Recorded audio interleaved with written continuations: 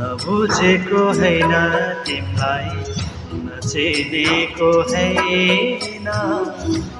नबुझेको हैन तिमलाई नचिनेको हैन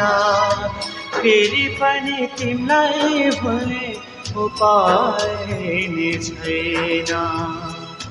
फेरि पनि तिमलाई भुल्ने उपाय नि छैन तिम्रो घरै भत्काउने मेरो नियत होइन